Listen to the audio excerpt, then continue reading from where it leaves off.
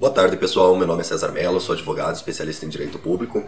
E o vídeo de hoje é pegando a linha de alguns comentários que foram feitos nos meus vídeos anteriores, tá?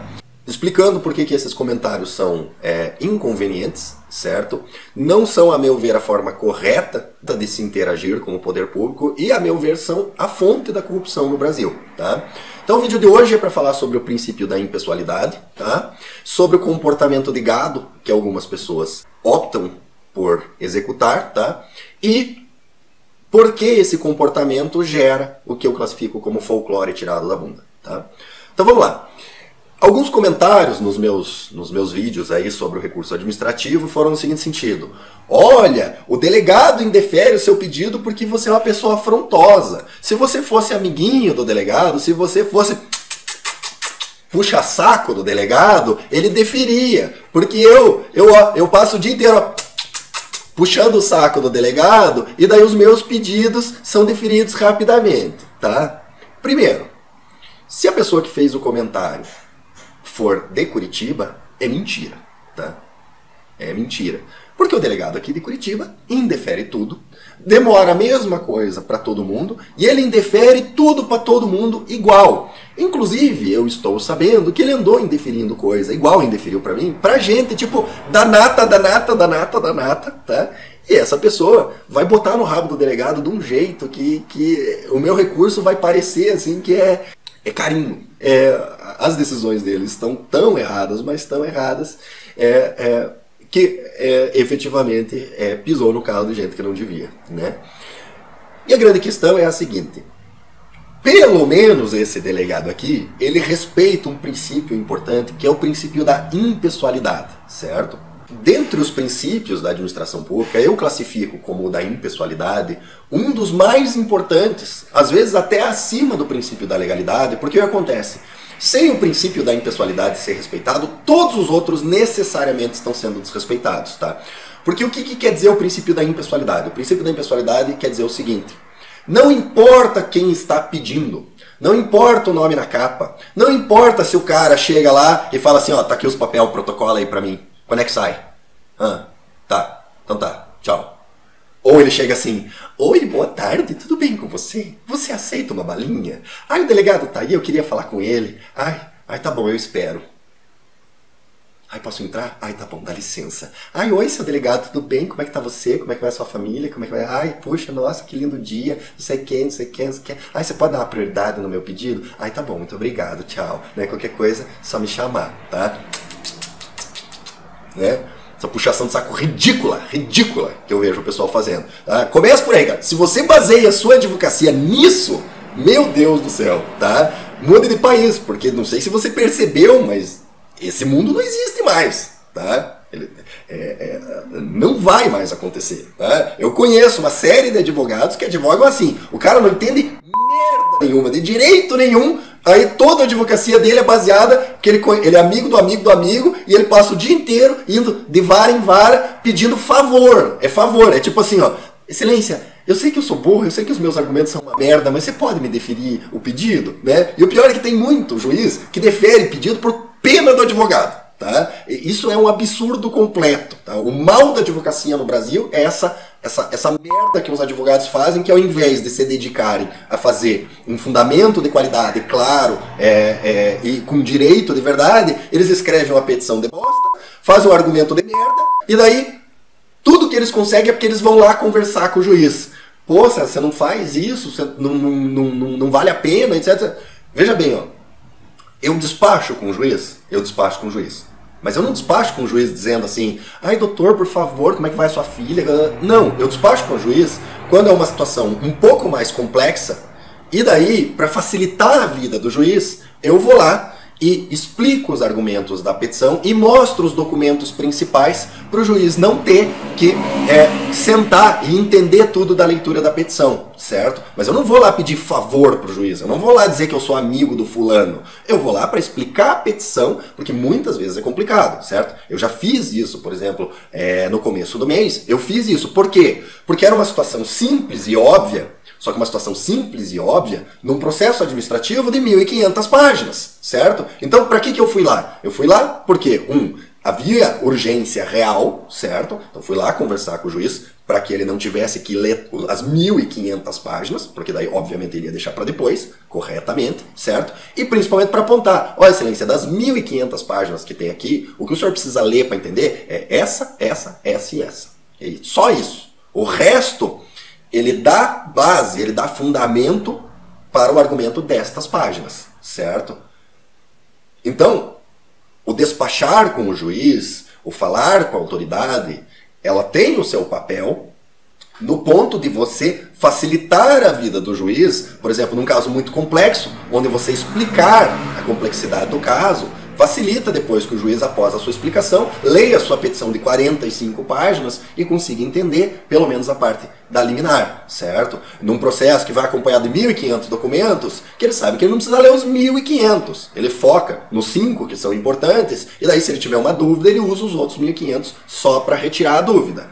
O que eu estou criticando aqui é uma série de advogados que vai lá pedir favor, certo? O cara vai lá, ele não tem razão, e daí chega, não, porque a gente se conhece, porque a gente é amigo, porque não sei o que, não sei o que. Isso é violação do princípio da impessoalidade. Porque, voltando, o princípio da impessoalidade é o seguinte, eu vou lá falar com o juiz não sabe quem eu sou, que foi o que aconteceu, que era em outra comarca, o juiz nunca tinha me visto na vida. Ele não sabe quem é a empresa que eu estou representando, e ele não sabe quem é o réu de um ato ilegal cometido por um pregoeiro que o juiz também não faz a mínima ideia de quem é. Esse é o princípio da impessoalidade efetivado. O juiz não sabe quem é o autor, o juiz não sabe quem é o réu, o juiz não sabe quem é o advogado, o juiz está analisando o processo, os documentos, né? E o advogado foi lá, especificamente para, ao invés dele ter que ler as 40 páginas que fundamentam tudo, em 10 minutos, que foi o tempo que eu levei para falar com o juiz, eu explicar, ó, excelência, o erro está aqui, e você vê aqui nesse documento que a ilegalidade é gritante. Tá vendo aqui, ó? Tá vendo aqui que eles escreveram que descumpriu o edital? Que os caras ainda tiveram a capacidade de descumprir o edital e escrever que estavam descumprindo o edital. Ó, tá vendo aqui, excelência? Tá aqui no documento. Descumpriram o edital, escreveram que descumpriram o edital.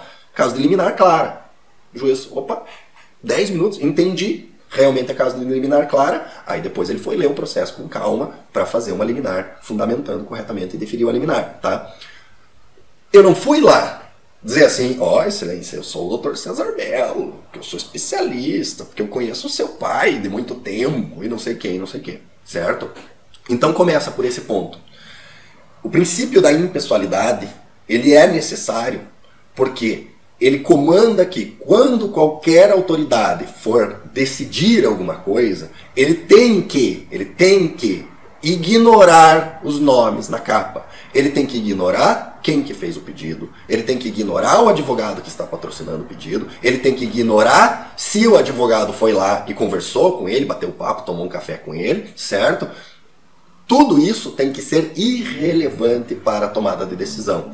Inclusive, eu acredito que o correto seria, apesar de ser impossível na prática, o correto seria que nos processos judiciais e nos processos administrativos, a pessoa que decide não pudesse ter acesso ao nome de quem decide, como acontece, por exemplo, num concurso público, onde as pessoas que corrigem as provas deveriam, e na maioria das vezes têm, a impossibilidade de identificar quem que redigiu aquela prova, quem que fez aquela prova. É por isso que quando você participa de um concurso, né, tá escrito lá, qualquer sinal que potencialmente permita a identificação do candidato levará à desclassificação, certo? Porque é isso, é o princípio da impessoalidade. A pessoa que vai corrigir a sua redação, ela tem que focar na redação, no conteúdo da redação.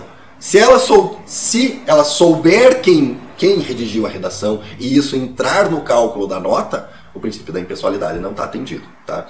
Então, esse é o primeiro ponto. O fato de eu ser cortês ou não ser cortês, isso ser levado em consideração para a decisão, demonstra que no local onde você atua, você que comentou, o princípio da impessoalidade está sendo violado, certo? E aí vem o segundo ponto que eu queria colocar, tá? Para você levar em consideração isso, para decidir se o seu pedido vai ser deferido ou o tempo que ele vai ser deferido, isso significa que aí onde você trabalha, o delegado leva em consideração quem é o autor e quem está patrocinando o pedido, certo? Que é uma violação grave do princípio da impessoalidade, o que já deveria ser motivo para esse funcionário público ser afastado e responsabilizado por isso, tá? Segundo lugar, isso significa que você faz os pedidos não com base no direito, mas com base no entendimento que agrada o funcionário público. E aí vem o grande problema. Ótimo, enquanto esse delegado está aí analisando as coisas para você, você está fazendo do jeito que agrada a ele, com os tipos de favores que ele lhe exige. E você está agindo como gado, atentando às preferências pessoais desse delegado e não ao que diz a lei. As preferências pessoais do servidor público e não o que diz a lei é justamente o que eu chamo de folclore tirado da bunda, entendeu? E quando as pessoas, ao invés de exigirem o cumprimento da lei, elas se adaptam, agem como gado e começam a atender os folclores tirados da bunda do delegado, elas passam a criar uma praxis, uma prática de atuação. E quais são as fontes do direito? As fontes primárias do direito, ou seja, com base em que as leis são feitas, uma das principais é a praxis cotidiana. Aí é que vem a minha grande crítica ao folclore tirado da bunda, certo? Da onde que eu inventei essa palavra folclore tirado da bunda? Folclore tirado da bunda, o que é? É uma coisa que as pessoas fazem porque não querem contrariar o servidor, fazem com frequência e não tem fundamento, e elas te recomendam, ou elas tentam dizer que isso tem fundamento legal, que isso está incorreto e que isso não deve ser questionado, porque é assim que sempre faz. Então, provavelmente, existe fundamento legal mesmo que ela não saiba qual é. E qual é o problema do folclore tirado da bunda? Que ele é praxis. E uma vez que é uma praxis aceita e aplicada por todo mundo, porque querem ser amiguinho do delegado, querem ser amiguinho do juiz, querem ser amiguinho do fulano, do beltrano ou do ciclano, ao invés de efetivamente trabalhar o correto, trabalhar a lei, o que acontece? Na hora que a nova normativa for ser estabelecida, qual que vai ser a fonte da normativa? Folclore tirado da bunda. Vai ser a praxis utilizada normalmente. Esses tempos atrás, eu peguei e discuti lá num grupo exatamente isso. Foi assim, eu disse, olha, eu acho que não deveria ter obrigatoriedade de estar afiliado ao clube. Não, essa obrigatoriedade tem que ter, tá na lei porque tem que ter. Falei, mas por que tem que ter? Ué, artigo tal do Estatuto do Desarmamento. Falei, não, mas meu amigo, escute, essa é a regra da lei anterior. Nós não estamos falando de fazer decreto, nós não estamos falando de fazer portaria, nós não estamos falando de fazer instrução normativa, nós estamos falando de fazer uma nova lei. Se a gente está falando de fazer uma nova lei, as regras da lei anterior, elas são irrelevantes, porque nós vamos mudar as regras. Se nós vamos mudar as regras, pode ser qualquer coisa, né? Então, as pessoas, elas usam as praxis anteriores, muitas vezes praxis sem sentido, como fundamento de norma nova, certo? Então, aí é que vem o risco de você, não respeitando o princípio da impessoalidade, agir como gado e aquecer aos folclores tirados da bunda daquele servidor específico. Por quê? Porque aquilo vai virar uma praxis. E na hora que for surgir uma nova normativa, o que eles vão escrever na normativa? Eles vão escrever a praxis que surgiu de um folclore tirado da bunda, que não foi confrontado por quem deveria ter confrontado, certo?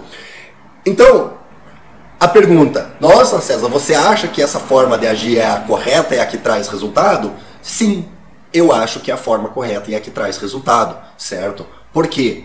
Porque ela pode não trazer o resultado imediato de pequeno prazo, mas no médio prazo ela vai trazer o resultado. Porque se eu estou correto e a lei está do meu lado, é minha obrigação como advogado exigir que a lei seja cumprida. Eu até entendo uma pessoa leiga, que é despachante, que não entende a legislação, que não tem os meios para confrontar, acabar aquecendo no interesse dos seus clientes. Agora, um advogado, e aí é que vem a questão, eu não sou despachante de armas, eu sou advogado especialista em direito público. A minha atividade está vinculada a fazer o servidor cumprir a lei.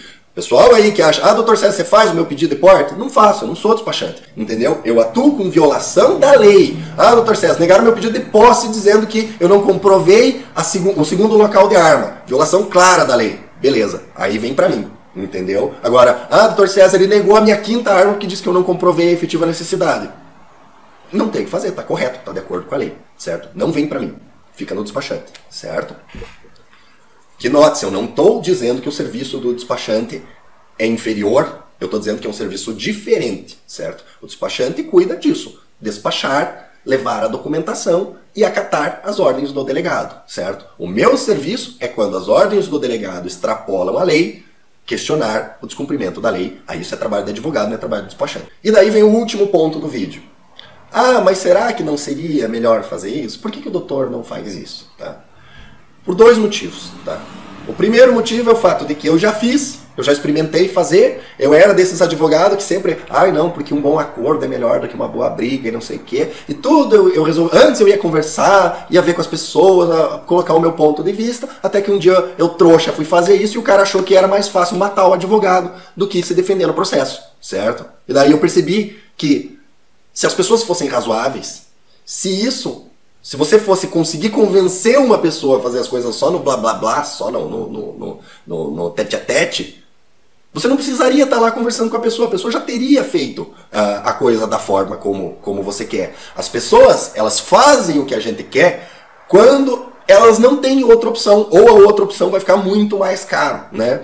É o exemplo do porco-espinho. Se você pega um porco-espinho e tira os espinhos dele, tá? Ele é só um porco pequeno que não consegue se defender de nada. Como é que você vai convencer o leão a não comer o porco-espinho sem espinho? Você não vai convencer, ele vai comer, entendeu? Agora, quando o porco-espinho tá cheio de espinho, o leão até pensa, seria bom comer esse porco-espinho, mas daí ele anda em volta, vê os espinhos e fala, vamos procurar outra coisa, né? É isso que acontece. Então, eu procuro atuar como porco-espinho, certo? Eu vou lá, peço. Não tive um retorno positivo, eu começo a mostrar os espinhos, entendeu? Que é isso que aconteceu nesse caso prático do recurso administrativo. Eu fui lá, juntei o meu recurso com toda a documentação. Cheguei lá, bom dia senhores, tudo bem? Eu gostaria de protocolar esse recurso, por favor, data vênia, por obséquio. Aí a moça foi lá, olhou a documentação, tá correto, recebo o seu pedido. Muito obrigado, um bom dia, bom trabalho a todos. Virei as costas e fui embora. Quer mais do que isso? O que eu preciso fazer? Eu preciso pedir para falar com o delegado, para ir falar pessoalmente com ele, pedir por favor, dizer que meu caso é especial, é diferente de todos os outros, e que porque a gente é amigo, porque eu sou o cara do YouTube, ou porque qualquer motivo que eu conheço fulano de tal, ele tem que dar uma decisão especial para mim? O nome disso é corrupção, tá? Eu não faço isso, certo? Não, fui lá, levei. Aí o delegado indeferiu o pedido com base em um fundamento completamente ilegal, certo? Aí eu vou fazer um recurso administrativo simples e pedir por favor para ele. O que ele vai fazer? Ele vai indeferir o meu pedido. É isso que ele vai fazer. O que eu fiz? Eu fiz um recurso apontando o absurdo da decisão, certo? E efetivamente dizendo que ou você decide certo ou nós vamos brigar na justiça, entendeu? E daí veio o grande ponto. Enquanto os trouxa estavam nos meus vídeos dizendo, porque se você fizesse assim, você teria o pedido deferido. Porque se você fizesse assado, você teria o pedido deferido. Que se você fosse amiguinho do delegado, ele te atenderia melhor, tá? Enquanto os trouxas estavam comentando isso, mal sabiam eles que fazia 2 semanas que o meu recurso já estava deferido, tá? Eu entrei com esse recurso faz 1 mês e meio.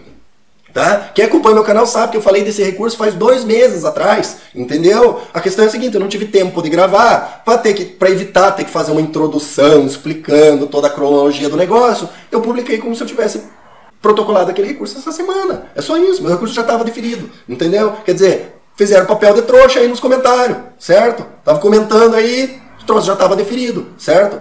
Então, quando eu gravei o vídeo, eu sabia por fato que essa é a forma correta de agir, porque eu sabia que o delegado tinha deferido. Inclusive, o delegado deferiu cortando o meu barato, certo? Por quê? Porque eu entrei com esse recurso justamente para o delegado indeferir e eu poder judicializar, certo? É justamente por isso que o recurso é carregado de ironia, tem aquelas partes lá dizendo que é folclore, etc, etc, certo? É para o delegado ficar brabo e indeferir, certo? Que se eu fosse um recurso exclusivamente técnico, eu sabia que ia ser deferido, porque não tem para onde ir, certo? Então, o plano era o delegado indeferir e, de preferência, o delegado ficar brabo e tomar alguma medida contra a minha pessoa. Por quê? Porque a lei prevê que o delegado, o servidor público que toma uma medida contra uma pessoa física é suspeito para decidir qualquer processo dessa pessoa física. E o que acontece? Eu sei que esse delegado, essa pessoa, ele indefere tudo, não importa, é convicção pessoal dele, ele quer indeferir, certo? Só que eu sei que existem outros delegados que às vezes substituem esse delegado, que daí analisam a coisa objetivamente, certo? E daí a chance de ser indeferida é menor. E o que eu queria? Eu queria que esse delegado abrisse uma representação contra mim lá na OAB, porque daí automaticamente ele estava proibido de analisar todos os meus outros recursos. Daí pronto, problema resolvido pra mim, certo? Né? Estratégia, do grego, estratégia, certo?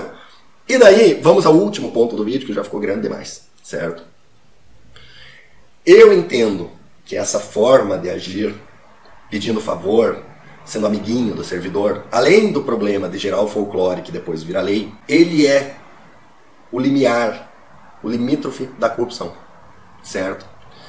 Não estou dizendo que é corrupção, mas eu estou dizendo que abre as portas da corrupção, certo? Por quê? Porque quando você começa a ter uma interação pessoal, sem o princípio da impessoalidade com os servidores públicos, fatalmente, uma hora ou outra, o servidor vai se sentir confortável a lhe pedir um favor. Afinal de contas, ele não está lhe quebrando seu galho o tempo todo, o dia todo. Ele não está tratando especial o seu pedido, porque é seu, que você foi lá pessoalmente com ele. Quando ele tiver um problema, ele também vai lhe pedir um favor. E no momento que ele lhe pedir um favor, você não vai poder negar. Porque os seus pedidos não são baseados no direito, eles são baseados no seu relacionamento interpessoal. E se você negar, você sabe que o seu relacionamento pessoal vai ser cortado. E você sabe que você não tem competência de fazer o pedido da forma correta, né? Que quem se acostuma a fazer o pedido com base em relacionamento pessoal é porque não tem competência para fazer da forma correta, certo? E daí você vai ter que fazer esse favor. E o nome disso é corrupção, certo? Eu não faço porque eu não aceito corrupção. Se fosse para eu aceitar a corrupção, eu já estava rico. Tá? Lembrando novamente, eu trabalho com licitação, certo? É a fonte da corrupção no Brasil, entendeu? Eu já recebi N ofertas para participar do esquema, certo? Graças a Deus, eu além de tudo, eu sou tapado para oferta de corrupção, certo? Se o cara não falar assim, ó, olha, eu quero tanto para fazer tanto, eu não percebo que o cara está pedindo corrupção, certo? Eu não me ligo, porque é uma coisa tão fora da minha cabeça, é uma coisa tão fora da minha realidade, que na hora que o cara começa a pedir, se ele não falar claramente, eu não percebo, porque não passa pela minha cabeça que seja isso que esteja acontecendo. Inclusive, tem uma anedota aí que aconteceu com um cliente, que assim, ele era cliente, tinha um contrato grande, bem grande lá com o governo, e daí começou a vir as intimações reclamando da qualidade do serviço. Daí vinha a intimação, eu respondi a intimação. E daí vinha uma resposta, mas a resposta nada a ver, assim, não dava pra entender o que estava acontecendo, assim, tipo, não juntava lá com cré, né? E começou a vir intimação. E daí o que aconteceu? Esse meu cliente veio com essa história de, ai, será que não vale a pena a gente conversar e tal? Eu falei, olha, eu não converso, mas se você quiser conversar, fica à vontade, entendeu? Não tem nada a ver com isso, veja lá, você resolve. Aí o cliente foi lá conversar com o cara, certo? E eu falo pros meus clientes, ó, se você for conversar e pagar propina, não me conte, entendeu? Só não me conte. Se você me contar que pagou a propina, automaticamente o nosso contrato tá cancelado, entendeu? Então se for lá, não me conte. Pronto, resolvido, certo? Aí o cliente foi lá conversar. Conversou, não veio com a solução, mas disse assim, ó, doutor, ele marcou uma reunião pessoal pra gente conversar pessoalmente, porque ele quer conversar com o senhor, e não sei o que. Falei, bom, o cliente já marcou, né? Vamos então. Entramos no avião, fomos lá para conversar, sentamos lá no órgão público para conversar lá com o cara que estava criando o caso, e o cara com uns papinhos, mas uns papinhos assim, falou do tempo, falou da família dele, falou da vida dele, falou das dificuldades, mas tipo, tudo coisa pessoal, nada com o tema do que a gente estava lá para tratar, que era como é que a gente pode ajustar o contrato, a execução contratual, para te satisfazer, né, mesmo que eventualmente não esteja previsto no edital, tá? E o cara com uns paparanhos, assim, sabe, eu com aquela cara assim de velho, pô, eu peguei avião 5 horas da manhã, cara, né? Vamos tratar do assunto, vamos bater uma ata, vamos resolver que eu quero ir embora, entendeu? E o cara com os papinhos, ficou até tipo 2 horas da tarde, a gente saiu almoço lá, e o cara com os papinhos, que daí eu peguei e falei, escuta, não, ótimo, maravilha, mas aqui do contrato, o que a gente pode fazer e tal? Aí o cara, tipo, deu uma sugestãozinha lá, uns negocinhos assim, mas tipo, não fez sentido o negócio, aí batemos uma ata e fomos embora. Aí no avião, na volta, o cliente, né, a gente discutindo, né, pô, o que nós vamos fazer? Vamos entrar com uma mandado de segurança, vamos entrar com uma ação, vamos pedir o afastamento do cara, né, vamos notificar extrajudicialmente, fazer ata notarial, né, e o cliente, e tentando decidir com o cliente, e tipo, e eu pus pro cliente, eu falei, cara, o problema é o seguinte, eu não entendi o que o cara queria nessa reunião, não entendi, né, e era uma viagem longa, umas 4 horas e tal, aí ele, não sei o que, eu falei, cara, olha, eu tô cansado, eu não tô conseguindo raciocinar, vou fazer o seguinte, eu vou analisar o que tem o processo lá, depois a gente bola e tal, não adianta a gente ficar aqui no avião tentando achar uma solução pra isso, que não vai ter, certo? Eu, cara, não, beleza, também tô cansado e tal, aí tipo, meio que encostei assim, pra descansar um pouco, aí o cara olhou pra mim assim, doutor, eu descobri! Falei, descobriu o quê? Ele queria propina, doutor! Ele tava pedindo propina pra nós! Daí eu, puta que pariu, é verdade! O cara tava pedindo propina pra gente, ele pediu propina, só que ele não falou assim, ó, pra parar de criar casa eu quero tantos mil reais, entendeu? Ele ficou tipo, 4 horas jogando verde no nosso colo para ver se a gente pegava e falava assim, entendemos quanto que você quer para parar de criar caso, e a gente, como na minha cabeça nunca passou, na cabeça do cliente também não passou, a gente não se ligou. Mas na hora que ele falou isso, fez todo sentido. O cara falando dos problemas dele, que ele tinha se arrependido de ser funcionário público, que o pagamento era pouco e não sei o que, ele queria propina para parar de encher o saco. Então, isso ilustra muito bem esse ponto. Quando você deixa de lado o princípio da impessoalidade e começa com esses favorzinhos, você entra numa zona cinzenta chamada corrupção, certo? E se você vincula toda a sua atuação a esse relacionamento pessoal que você tem com o servidor, como é que você vai dizer não quando o servidor pegar e falar assim, olha, beleza, só que é o seguinte, cara, para continuar tratando os seus processos com esse carinho, com esse cuidado, eu quero tanto. Aí como é que você vai negar? Entendeu? Aí não tem como. Então, por eu ser tapado para a corrupção, e 2, por eu não topar a corrupção, certo? Eu evito esse tipo de contato ao máximo, certo? Porque se acontecer do cara efetivamente pedir na minha frente, na minha cara, vai dar cagada, certo? Então eu evito, eu não faço, é por isso que eu não faço. Em eu respeitando o meu lado do princípio da impessoalidade e dando a oportunidade do servidor respeitar também o lado do princípio da impessoalidade dele, no caso. Então, no caso do delegado aqui de Curitiba, eu não posso dizer que ele não respeita o princípio da impessoalidade. Ele respeita 100% o princípio da impessoalidade. Ele nega igual para todo mundo. Né? Não importa se é o cara bambambam, não sei quem, que se for negado vai botar no rabo dele. Quanto do Dr. César do YouTube, ele vai negar igual para todo mundo, certo? Tá errado, tá ilegal, mas ele nega igual para todo mundo, certo? Que é bem menos pior do que o delegado que, pros amigos, aí ele decide uma coisa, e pros caras que não são amigos, que não usam o serviço do despachante tal ou do fulano de tal, aí ele decide outra coisa, tá? Porque isso, na minha concepção, é corrupção, certo? Então, gente, é isso. Espero que esse vídeo tenha saído um pouco do tema das armas, esse é um tema mais geral, certo? Peço que curtam, compartilhem, se inscrevam no canal e continuem comentando bobagem aí nos comentários, porque sem vocês comentarem bobagem nos comentários, eu fico sem tema pro vídeo, fica rodando nesse negócio de arma que realmente já tá ficando chato. É isso, gente, curta, compartilha, até o próximo vídeo.